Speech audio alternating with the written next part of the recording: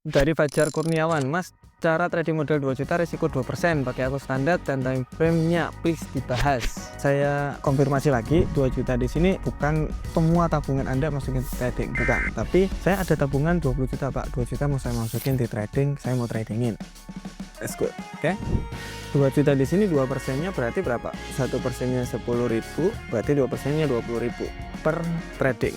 Taruh rugi di 20.000 rupiah, berarti gitu kalau 2%, ya enggak? Nah, pastiin berarti 2 juta di sini pakai akun namanya akun Sen, supaya 2 juta di sini bukan $200 nanti jadinya di 20.000 sen. Nah, nanti dari money manajemennya Bapak bisa ngatur dengan 20.000 ini. Berarti contoh 2%-nya dari 20.000 berapa? 200 sen. Oke, berarti setiap kali gagal itu di 200 sen. Ya sama aja 20.000, cuma nanti lot size-nya itu berbeda. Jadi kalian bisa atur resiko atau lot size menggunakan akun yang kelihatan besar di MetaTrader. Jadi pastiin pakai akun Sen. Enak banget kok pakai akun Sen. Kalau modal kecil, kalau modal besar ya nggak perlu akun Sen. Modal besar di sini menurut saya di 10 juta ke atas itu nggak perlu pakai akun Sen. Tapi kalau 5 juta ke bawah atau 10 juta ke bawah lah, intinya enak pakai akun Sen. Teman saya di 70 juta masih pakai akun Sen supaya dia resikonya kecil banget. Jadi contoh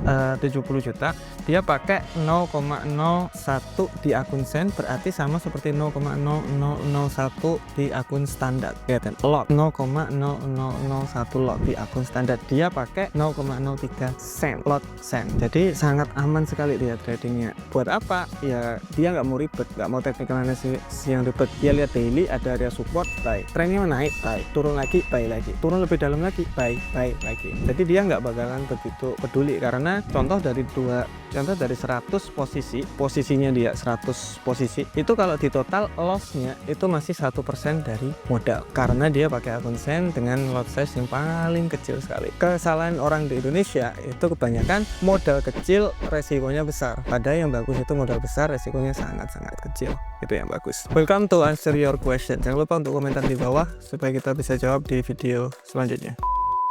Oke, dari Mario KP, apakah Elliott Wave berlaku di uptrend? Oke, jadi menarik Elliott Wave di sini maksudnya wave itu pergerakan market. Jadi market kan naik turun. Ini dinamakan gelombang market atau dibilang wave. Nah, wave di sini katanya Pak Elliott ada 5, 1 2 3 4 5. Setelah itu selesai. Jadi trennya hanya ada 5 wave, kemudian selesai, berubah tren. Jadi naik, jadi turun, atau dari turun berubah jadi naik. Nah, kalau ditanya apakah Elliott Wave berlaku di uptrend, jawabannya adalah bukan itu fungsi dari Elliott Wave. Elliott Wave di sini untuk mengetahui 5 wave, setelah 5 wave selesai. Jadi kalian harus tahu market structure-nya atau wave-nya namanya. Kalian bisa belajar di market structure di sini.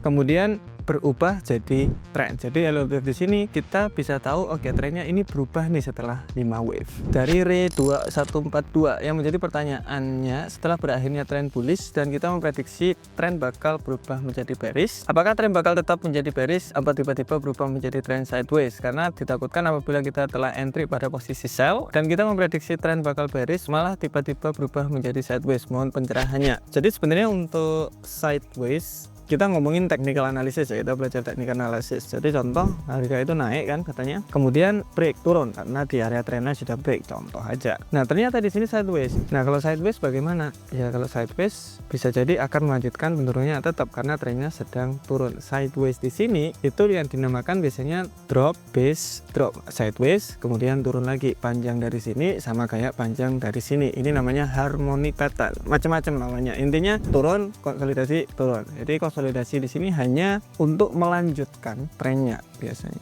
Oke, Mas Sama mau tanya, kalau misalkan kita dapat profit 10% belum sampai sebulan, baiknya stop atau lanjut dari alam? Menurut saya bisa stop, bisa lanjut, Pak. Kalau Bapak bisa ngatur resiko tetap sama setiap saat, lanjut aja. Kalau dikasih loh ya, kayak dikasih market. Kalian lihat live trading kita jam 7 dan jam 2, sekarang jam 8 dan jam 3. Itu kita entry 4 kali, 5 kali. Kemarin ini saya syuting tanggal 8, kalian bisa cek tanggal 7 dan tanggal 6 November 2024 itu kita entry 4 kali, 5 kali entry. Karena apa? Dikasih sama market. Kalau nggak dikasih, ya wis kita nggak entry. Ada juga saatnya kita nggak entry. Nah, jadi tergantung marketnya ngasih apa enggak. Kalau ngasih ya kita dapat entry-nya banyak. Kalau enggak ya wis nggak ngasih. Oke, dari BAT 7969, Mas Tama, menurut Mas Tama technical analysis menggunakan AI bagus tidak? Oke, kita contohkan saja sekarang di XAU USD ya. Oke, XAU USD, kita download image-nya, kemudian kita kirim ke ChatGPT.